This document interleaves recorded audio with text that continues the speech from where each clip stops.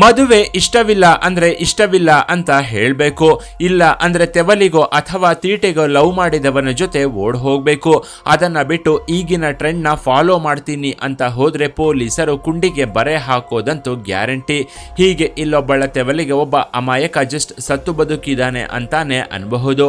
ಯಾಕಂದ್ರೆ ಇವನ ಕೈ ಹಿಡಿಬೇಕಾಗಿದ್ದವಳು ನಾನು ಪರಮ ಪತಿವ್ರತೆ ಅನ್ಕೊಂಡೆ ತಾಳಿ ಕಟ್ಟಬೇಕಿರೋ ಹುಡುಗನಿಗೆ ಮದುವೆಗೂ ಮೊದಲೇ ಚಟ ಕಟ್ಟೋ ಐಡಿಯಾ ಹಾಕಿ ಇದೀಗ ಪೊಲೀಸರ ಅತಿಥಿಯಾಗಿದ್ದಾಳೆ.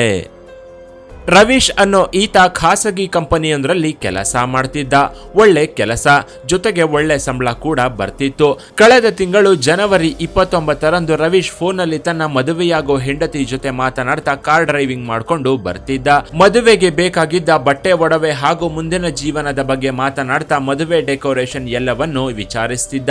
ಆಗ ಅತ್ತ ಕಡೆಯಿಂದ ರವೀಶ್ ಭಾವಿ ಪತ್ನಿ ಅಂದ್ರೆ ಮದುವೆಯಾಗಬೇಕಿದ್ದ ನಯನ ಎಲ್ಲಿದೀಯಾ, ಮಂಟಪಕ್ಕೆ ಹೋಗೋಕೆ ಇನ್ನು ಎಷ್ಟು ಹೊತ್ತಾಗುತ್ತೆ ಅಂತ ವಿಚಾರಿಸ್ತಿದ್ಲು. ಅಲ್ಲದೆ ಯಾವ ಕಡೆಯಿಂದ ಹೋಗ್ತಿದೀಯಾ ಅಂತಾನು ಕೇಳಿದ್ಲು. ಇನ್ನು ಅರ್ಧ ಗಂಟೆಯಲ್ಲಿ ಮಂಟಪಕ್ಕೆ ಬರೋದಾಗಿ ರವೀಶ್ ಹೇಳಿದ್ದ. ಅವನು ಹೋಗ್ತಿದ್ದ ದಾರಿ ಬಗ್ಗೆ ರವೀಶ್ ನಯನ ಹತ್ರ ವಿವರವಾಗಿ ಹೇಳಿದ್ದ. ಆಗ್ಲೇ ಕಾರೊಂದು ರವೀಶ್ ಕಾರ್ನ ಓವರ್ಟೇಕ್ ಮಾಡಿ ಮುಂದೆ ನಿಲ್ಲಿಸಿತ್ತು. ಆಗ ರವೀಶ್ ಹಾರನ್ ಮಾಡಿದ್ರು. ಕಾರಲ್ಲಿದ್ದವರು ಪಕ್ಕಕ್ಕೆ ತೆಗೆದಿರ್ಲಿಲ್ಲ. ಹಾರನ್ ಮಾಡ್ಕೊಂಡೆ ಮುಂದೆ ಹೋಗಿ ರವೀಶ್ ಕಾರು ನಿಲ್ಲಿಸಿದ್ದ. ಆಗ್ಲೂ ರವೀಶ್ ನಯನ ಹತ್ರ ಮಾತನಾಡ್ತಲೇ ಇದ್ದ. ಅತ್ತ ಕಡೆಯಿಂದ ಅವಳು ಏನಾಯ್ತು ಅಂತ ಕೇಳಿದ್ಲು. ಆಗ ರವೀಶ್ ಯಾರೋ ರೋಡ್ಗೆ ಅಡ್ಡವಾಗಿ ಕಾರು ನಿಲ್ಲಿಸಿದ್ದಾರೆ, ಹಾರನ್ ಮಾಡಿದ್ರು ಕಾರು ತೆಗೀತಿಲ್ಲ ಅಂತ ಹೇಳಿದ್ದ. ಹಾಗೆ ಮಾತನಾಡ್ತಲೇ ಮತ್ತೆ ಕಾಲ್ ಮಾಡ್ತೀನಿ ಅಂತ ಫೋನ್ನ ಕಟ್ ಮಾಡಿದ್ದ. ರವೀಶ್ ನಯನ ಹತ್ರ ಮಾತನಾಡ್ತಿದ್ದಾಗ್ಲೇ 4 ಜನ ಅಪರಿಚಿತರು ಮುಂದೆ ಇದ್ದ ಕಾರಿನಿಂದ ಕೆಳಗೆ ಇಳಿದಿದ್ರು. ರವೀಶ್ ಫೋನ್ ಕಟ್ ಮಾಡ್ತಿದ್ದಂತೆ ಅವನ ಕಾರ್ ಹತ್ರ ಹೋಗಿದ್ರು. ಹೀಗೆ ಬಂದವರು ಏಕಾಏಕಿ ರವೀಶ್ ಮೇಲೆ ದಾಳಿ ಮಾಡಿದ್ರು. ಕ್ಷಣ ಮಾತ್ರದಲ್ಲಿ ತನ್ನ ಮೇಲೆ ಎರಗಿದ ಆಗಂತುಕರನ್ನ ನೋಡಿ ಅವರ ಜೊತೆ ಹೋರಾಡೋ ಪ್ರಯತ್ನವನ್ನ ರವೀಶ್ ಮಾಡಿದ್ದ. ಅಷ್ಟರಲ್ಲಿ ಅವರಲ್ಲಿದ್ದ ಒಬ್ಬ ವ್ಯಕ್ತಿ ರವೀಶ್ಗೆ ಚುಚ್ಚೋಕೆ ಮುಂದಾಗಿದ್ದ. ಆಗ ರವೀಶ್ ಕೈಯಡ್ಡ ಹಿಡಿದಿದ್ದಕ್ಕೆ ಆ ಚಾಕು ಕೈಯೊಳಗೆ ಇಳಿದಿತ್ತು. ನಂತರ 4 ಸೇರಿ ರವೀಶ್ ಮೇಲೆ ಮನೆ ಬಂದಂತೆ ದಾಳಿ ಮಾಡಿದ್ರು. ಆಗ್ಲೇ ಅದೇ ರೋಡಲ್ಲಿ ಬರ್ತಿದ್ದ ಇಬ್ಬರು ಯುವಕರನ್ನ ನೋಡಿ ರವೀಶ್ ಗಟ್ಟಿಯಾಗಿ ಕೂಗಾಡಿದ್ದ. ಅವರು ಹತ್ರಕ್ಕೆ ಬರುವಷ್ಟರಲ್ಲಿ ಹಂತಕರು ಅಲ್ಲಿಂದ ಎಸ್ಕೇಪ್ ಆಗಿದ್ರು. ಬಳಿಕ ಆ ಯುವಕರು ರವೀಶ್ ಸ್ಥಿತಿಯನ್ನ ನೋಡಿ ಕೊಳ್ಳೇಗಾಲದ ಸ್ಥಳೀಯ ಆಸ್ಪತ್ರೆಗೆ ಸೇರಿಸಿದ್ರು. ನಂತರ ರವೀಶ್ ತನ್ನ ಸಂಬಂಧಿಕರು ಹಾಗೂ ಸ್ನೇಹಿತರಿಗೆ ನಡೆದ ವಿಷಯವನ್ನ ತಿಳಿಸಿದ್ದ. ಅಷ್ಟರಲ್ಲಿ ಕೊಳ್ಳೇಗಾಲ ಪೊಲೀಸರು ಸಹ ಆಸ್ಪತ್ರೆಗೆ ಧಾವಿಸಿದ್ರು. ಮದುವೆ ಸಂಭ್ರಮದಲ್ಲಿದ್ದ ಬಂಧುಗಳಿಗೆಲ್ಲ ಈ ಸಮಾಚಾರ ಹರಡಿತ್ತು. ರವೀಶ್ನ ಮದುವೆಯಾಗಬೇಕಿದ್ದ ಭಾವಿ ಪತ್ನಿ ನಯನ ಕೂಡ ಆಸ್ಪತ್ರೆಗೆ ಓಡೋಡಿ ಬಂದಿದ್ಲು. ಬೆಡ್ ಮೇಲೆ ಇದ್ದ ರವೀಶ್ನ ನೋಡಿ ಜೋರಾಗಿ ಕಣ್ಣೀರು ಹಾಕಿದ್ಲು. ಮದುವೆಗೂ ಮೊದಲೇ ಯಾಕೆ ಹೀಗೆ ಆಯ್ತು ಅಂತ ನೊಂದುಕೊಂಡೆ ಮದುವೆಯನ್ನ ಮುಂದಕ್ಕೆ ಹಾಕೋಣ ಅಂತ ಕೇಳಿದ್ಲು. ಆದ್ರೆ ಇದಕ್ಕೆ ರವೀಶ್ ಬೇಡ ಅಂದಿದ್ದ. ಯಾಕಂದ್ರೆ ಅಷ್ಟರಲ್ಲಿ ಮದುವೆ ತಯಾರಿ ಎಲ್ಲ ಮುಗಿದು ಹೋಗಿತ್ತು. ಬೆಳಗ್ಗೆ ಎದ್ರೆ ಮದುವೆ, ಹೀಗಾಗಿ ಫೋಟೋಗ್ರಾಫರ್ನಿಂದ ಹಿಡಿದು ಅಡುಗೆವರೆಗೂ ಎಲ್ಲ ರೆಡಿಯಾಗಿದೆ. ಬಂಧುಗಳೆಲ್ಲ ಬಂದಿದ್ದಾರೆ. ಹೀಗಾಗಿ ಮದುವೆ ನಿಲ್ಲಿಸೋದು ಬೇಡ ಅಂತ ರವೀಶ್ ಹೇಳಿದ್ದ. ಆದ್ರೆ ಈ ಟೈಮಲ್ಲಿ ನಿನಗೆ ಈ ರೀತಿ ಆಗಿದೆ ಅಂದ್ರೆ ಏನರ್ಥ? ಮತ್ತೆ ಒಳ್ಳೆ ಮುಹೂರ್ತ ನೋಡಿ ಮದುವೆಯಾಗೋಣ, ದುಡ್ಡು ಹೋದ್ರೆ ಹೋಗ್ಲಿ ಅಂತ ನಯನ ಅಂದಿದ್ಲು. ಆದ್ರೆ ಇಲ್ಲಿ ಹುಡುಗನ ಕಡೆಯವರೇ ಎಲ್ಲ ಖರ್ಚು ಮಾಡಿ ಮದುವೆ ಮಾಡ್ಕೋತಿದ್ರು. ಇವಳು ಹೀಗೆ ಮಾತನಾಡೋದನ್ನ ನೋಡಿ ಪೊಲೀಸರು ಈಕೆ ಯಾರು ಅಂತ ಪ್ರಶ್ನಿಸಿದ್ರು. ಇದಕ್ಕೆ ರವೀಶ್ ನಾನು ಮದುವೆಯಾಗೋ ಹುಡುಗಿ, ನಾಳೆ ಬೆಳಗ್ಗೆ ನಮ್ಮಿಬ್ಬರಿಗೂ ಮದುವೆ, 6 ತಿಂಗಳಿಗೂ ಮೊದಲೇ ಎಂಗೇಜ್ಮೆಂಟ್ ಆಗಿದೆ ಅಂತ ಹೇಳಿದ್ದ. ಆಗ್ಲೇ ರವೀಶ್ ನಮ್ಮ ಮದುವೆ ನಿಲ್ಲಿಸಬೇಕು ಅಂತಾನೆ ಅಟ್ಯಾಕ್ ಮಾಡಿದ್ದಾರೆ ಅಂತ ಅಂದಿದ್ದ. ಆಗ ಪೊಲೀಸರು ಯಾರ ಮೇಲಾದ್ರೂ ಅನುಮಾನ ಇದೆಯಾ ಅಂತ ಕೇಳಿದ್ರು.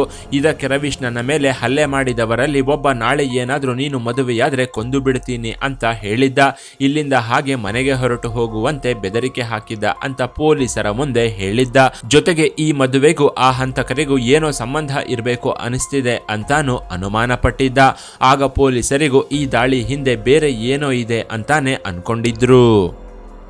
ಒಂದು ಕಡೆ ರವೀಶ್ ಮದುವೆ ನಡೀಲಿ ಅಂತಿದ್ರೆ ನಯನ ಮಾತ್ರ ಮದುವೆ ಮುಂದಕ್ಕೆ ಹಾಕೋಣ ಅಂತ ಪಟ್ಟು ಹಿಡಿದು ಕೂತಿದ್ಲು. ಇದನ್ನ ನೋಡಿದ ಪೊಲೀಸರು ರವೀಶ್ನ ಪ್ರಶ್ನಿಸೋಕೆ ಮುಂದಾಗಿದ್ರು. ನೀನು ಕಾರಲ್ಲಿ ಬರೋ ವಿಚಾರ ಯಾರಿಗೆ ಗೊತ್ತು ಅಂತ ಕೇಳಿದ್ರು. ಆಗ ರವೀಶ್ ನಮ್ಮ ಮನೆಯವರಿಗೆಲ್ಲ ಗೊತ್ತಿತ್ತು ಅಂದಿದ್ದ. ಆದ್ರೆ ಮನೆಯವರನ್ನ ಬಿಟ್ಟು ಇನ್ಯಾರಿಗೆ ಗೊತ್ತು ಅಂತ ಪೊಲೀಸರು ರವೀಶ್ನ ಪ್ರಶ್ನಿಸಿದ್ರು. ಆಗ ನಾನು ಮದುವೆಯಾಗಬೇಕಿರೋ ಹುಡುಗಿ ನಯನಾಗಿ ಗೊತ್ತು ಅಂತ ಹೇಳಿದ್ದ. ಇದರಿಂದ ಪೊಲೀಸರ ಅನುಮಾನ ಇನ್ನಷ್ಟು ಹೆಚ್ಚಾಗಿತ್ತು. ತಕ್ಷಣ ಮದುವೆ ಹುಡುಗಿ ಹುಡುಗಿ ನಯನಾಳನ್ನ ಕಂಪ್ಲೇಂಟ್ ಕೊಡೋಕೆ ಅಂತ ಪೊಲೀಸರು ಸ್ಟೇಷನ್ಗೆ ಕರೆದಿದ್ರು. ನಯನ ಪೊಲೀಸ್ ಸ್ಟೇಷನ್ಗೆ ಹೋಗ್ತಿದ್ದಂತೆ ಇವಳ ಫೋನ್ನ ವಶಕ್ಕೆ ಪಡೆದು ಲಾಕ್ ಮಾಡಿಕೊಂಡ ಪೊಲೀಸರು ಇವಳ ಕಾಲ್ ಡೇಟಾನ ಚೆಕ್ ಮಾಡಿದ್ರು. ಅದರಲ್ಲಿ ದರ್ಶನ್ ಅನ್ನೋ ಯುವಕನ ಜೊತೆ 40ಕ್ಕೂ ಹೆಚ್ಚು ಸಲ ಕಾಲ್ ಮಾಡಿ ಮಾತನಾಡಿರೋದನ್ನ ಪೊಲೀಸರು ಗಮನಿಸಿದ್ರು. ಅದರಲ್ಲೂ ಒಂದು ಕಾಲ್ ಗಂಟೆಗೂ ಮೇಲೆ ಮಾತನಾಡಿದ್ಲು. ಇದರಿಂದ ಪೊಲೀಸರು ಈ ದರ್ಶನ್ ಯಾರು ಅಂತ ಕೇಳಿದ್ರು. ಆಗ್ಲೇ ಇವಳ ಒಳಗಿದ್ದ ರಾಕ್ಷಸಿಯೊಬ್ಬಳ ದರ್ಶನವಾಗಿತ್ತು. ನಯನಾಗೆ ತನ್ನ ಗ್ರಾಮದ ದರ್ಶನ್ ಅನ್ನೋನ ಜೊತೆ ಫ್ರೆಂಡ್ಶಿಪ್ ಉಂಟಾಗಿ ಅದು ಪ್ರೀತಿಗೆ ತಿರುಗಿತ್ತು. ಕಳೆದ 2 ವರ್ಷದಿಂದ ಇಬ್ರು ಲವ್ ಮಾಡ್ಕೊಂಡಿದ್ರು. ದರ್ಶನ್ ಬೆಂಗಳೂರಲ್ಲಿ ಬೌನ್ಸರ್ ಆಗಿ ಕೆಲಸ ಮಾಡ್ತಿದ್ದ. ಹೀಗೆ ಇಬ್ರು ಲವ್ ಮಾಡ್ಕೊಂಡು ಎಂಜಾಯ್ ಮಾಡ್ಕೊಂಡಿದ್ರು. ನಯನ ಮತ್ತು ದರ್ಶನ್ ಮದುವೆಯಾಗಬೇಕು ಅಂತ ಪ್ಲಾನ್ ಮಾಡ್ಕೊಂಡಿದ್ರು. ಆದ್ರೆ ಇವರ ಜಾತಿ ಬೇರೆ ಬೇರೆಯಾಗಿದ್ರಿಂದ ನಯನ ತಂದೆ ತಾಯಿ ಈ ಮದುವೆಗೆ ಒಪ್ಪಿರಲಿಲ್ಲ. ಆಗ್ಲೇ ಮಗಳಿಗೆ ಮದುವೆ ಮಾಡೋಕೆ ಬೇರೆ ಹುಡುಗನನ್ನ ಹುಡುಕುವಾಗ ಈ ಪಾಪದ ಹುಡುಗ ರವೀಶ್ ಸಿಕ್ಕಿದ್ದ. ಒಳ್ಳೆ ಧನವಂತ, ಕಾರ್ಪೊರೇಟ್ ಕೆಲಸ ಬೇರೆ. ಹೀಗಾಗಿ ರವೀಶ್ ಜೊತೆ ನಯನಾಗೆ ಮದುವೆ ಫಿಕ್ಸ್ ಆಗಿತ್ತು. ರವೀಶ್ಗೆ 34 ವರ್ಷ ವಯಸ್ಸು, ಇವಳಿಗೆ 24 ವರ್ಷ. ಇಬ್ರಿಗೂ 10 ವರ್ಷ ಗ್ಯಾಪ್ ಬೇರೆ. ಆದ್ರೂ ಕೂಡ ಒಳ್ಳೆ ಹುಡುಗ, ದೊಡ್ಡ ಕುಟುಂಬ, ಆಸ್ತಿ ಕೂಡ ಇದೆ ಅನ್ನೋ ಕಾರಣಕ್ಕೆ ನಿನ್ನ ಜೀವನ ಚೆನ್ನಾಗಿರುತ್ತೆ ಅಂತ ಹೇಳಿ ನಯನಾಳನ್ನ ಈ ಮದುವೆಗೆ ಒಪ್ಪಿಸಿದ್ರು. ಇದರಿಂದ ಒಬ್ಬರನ್ನೊಬ್ರು ಇಷ್ಟಪಟ್ಟಿದ್ರು. ಮತ್ತೊಂದು ಕಡೆ ತನ್ನ ಪ್ರಿಯಕರನ ಜೊತೆ ಓಡಾಡ್ಕೊಂಡೆ ನಯನ ಮದುವೆಯಾಗಬೇಕಿದ್ದ ರವೀಶ್ನ ಕೂಡ ಯಾಮಾರಿಸ್ತಾ ಬಂದಿದ್ಲು. ಈ ಕಾಲದಲ್ಲಿ ಇಂತಹ ಲವ್ ವಿಚಾರಗಳು ತುಂಬಾನೇ ಕಾಮನ್ ಆಗಿದ್ವು. ಆದರೆ ಇಲ್ಲೇ ನಯನ ಇನ್ನೊಂದು ಹೆಜ್ಜೆ ಮುಂದೆ ಹೋಗಿದ್ಲು. ಒಂದೇ ಟೈಮ್ಗೆ ಇಬ್ಬಿಬ್ರನ್ನ ಮೇಂಟೈನ್ ಮಾಡ್ಕೊಂಡೇ ಬಂದಿದ್ಲು. ಆದ್ರೆ ರವೀಶ್ನ ಮದುವೆಯಾಗೋದು ಇವಳಿಗೆ ಸ್ವಲ್ಪವೂ ಇಷ್ಟವಿರ್ಲಿಲ್ಲ. ದರ್ಶನ ಮದುವೆಯಾಗಬೇಕು ಅನ್ನೋದೇ ಇವಳ ಹಠವಾಗಿತ್ತು. ಹೇಗಾದ್ರೂ ಮಾಡಿ ರವೀಶ್ ಜೊತೆಗಿನ ಮದುವೆಯನ್ನ ನಿಲ್ಲಿಸಬೇಕು ಅಂತ ಅನ್ಕೊಂಡಿದ್ಲು. ಆಗ ಪ್ರಿಯಕರನ ಜೊತೆ ಸೇರಿ ಒಂದು ಪ್ಲಾನ್ ಹಾಕಿದ್ಲು. ಬೌನ್ಸರ್ ಆಗಿ ಕೆಲಸ ಮಾಡ್ತಿದ್ದ ದರ್ಶನ್ಗೆ ಸ್ವಲ್ಪ ಕ್ರಿಮಿನಲ್ ಬ್ಯಾಕ್ ಗ್ರೌಂಡ್ ಸಹ ಇತ್ತು. ಇದರಿಂದ ರವೀಶ್ನ ಮದುವೆಯಾಗದಂತೆ ಕತ್ತಿ ತೋರಿಸಿ ಹೆದರಿಸಬೇಕು ಅಂತ ಅನ್ಕೊಂಡಿದ್ದ. ಚಾಕು ತೋರಿಸಿ ಮದುವೆಯಾಗಬೇಡ ಅಂದ್ರೆ ಸುಮ್ಮನಾಗಿ ಬಿಡ್ತಾನೆ ಅಂತ ನಯನ ದರ್ಶನ್ ಇಬ್ರು ಅನ್ಕೊಂಡಿದ್ರು. ಮದುವೆಯ ಹಿಂದಿನ ದಿನ ರವೀಶ್ ಜೊತೆ ಪ್ರೀತಿಯಿಂದ ಮಾತನಾಡ್ತಾ ಅವನು ಎಲ್ಲಿದ್ದಾನೆ ಅನ್ನೋದನ್ನ ನಯನ ತಿಳ್ಕೊಂಡಿದ್ಲು. ನಂತರ ಇವನು ಬರೋ ಲೊಕೇಶನ್ ತನ್ನ ಪ್ರಿಯಕರ ದರ್ಶನ್ಗೆ ಹೇಳಿದ್ಲು. ಆಗ ದರ್ಶನ್ ತನ್ನ ಸ್ನೇಹಿತರ ಸಹಾಯದಿಂದ ಕಾರಲ್ಲಿ ಹೊರಟು ಪ್ಲಾನ್ ಪ್ರಕಾರವೇ ರವೀಶ್ ಮೇಲೆ ದಾಳಿ ಮಾಡಿದ್ರು. ಅಂದು ಇವರು ದಾಳಿ ಮಾಡಿದ್ದಿದ್ರೆ ಈ ಕೇಸ್ ಇವತ್ತು ಇಲ್ಲಿವರೆಗೂ ಬರ್ತಿರ್ಲಿಲ್ಲ. ಆದ್ರೆ ದಾಳಿ ಮಾಡೋ ಟೈಮಲ್ಲಿ ನೀನು ನಾಳೆ ಮದುವೆಯಾದ್ರೆ ಕೊಂದು ಬಿಡ್ತೀನಿ ಅಂತ ಹೆದರಿಸಿದ್ರಿಂದ ಇಲ್ಲಿ ನಯನ ಜೊತೆಗೆ ಇವಳ ಲವರ್ ದರ್ಶನ್ ಸಹ ಪೊಲೀಸರ ಕೈಗೆ ತಗಲಾಕೊಂಡಿದ್ರು. ಕೊನೆಗೆ ಪೊಲೀಸರು ನಯನಾಳನ್ನ ಜೋರಾಗಿ ಕೇಳ್ತಿದ್ದಂತೆ ಇವಳು ನಿಜವನ್ನ ಬಾಯಿ ಬಿಟ್ಟಿದ್ಲು. ಹೀಗಾಗಿ ಪೊಲೀಸರು ನಯನ ಸೇರಿದಂತೆ ಇವಳ ಪ್ರಿಯಕರ ಹಾಗೂ ಇನ್ನುಳಿದವರನ್ನು ಜೈಲಿಗೆ ಕಳಿಸಿದ್ರು. ಇಲ್ಲಿ ಅರೇಂಜ್ ಮ್ಯಾರೇಜ್ ಆದವರು ಹನಿಮೂನ್ಗೆ ಹೋಗಿ ಕೊಲೆಯಾಗ್ತಿದ್ದಾರೆ. ಲವ್ ಮ್ಯಾರೇಜ್ ಆದವರು ಡ್ರಮ್ನಲ್ಲಿ ಶವವಾಗಿ ತೇಲ್ತಿದ್ದಾರೆ. ಮದುವೆಯಾಗಬೇಕಿರೋರು ಮದುವೆಯಾಗೋ ಹುಡುಗನನ್ನೇ ಕೊಲೆ ಮಾಡ್ತಾ ಇದ್ದಾರೆ. ಇದನ್ನೆಲ್ಲ ನೋಡಿದ್ರೆ ಮುಂದಿನ ದಿನಗಳಲ್ಲಿ ಹುಡುಗರು ಬದುಕೋದಾದ್ರೂ ಹೇಗೆ ಅನ್ನೋದೇ ದೊಡ್ಡ ಯೋಚನೆಯಾಗಿದೆ. ಇನ್ನು ಈ ಕೇಸಲ್ಲಿ ಇಷ್ಟೊತ್ತಿಗೆಲ್ಲ ಮದುವೆಯಾಗಿ ಹೊಸ ಜೀವನಕ್ಕೆ ಕಾಲಿಡಬೇಕಾಗಿದ್ದವಳು ಸದ್ಯ ಜೈಲು ಪಾಲಾಗಿದ್ದಾಳೆ.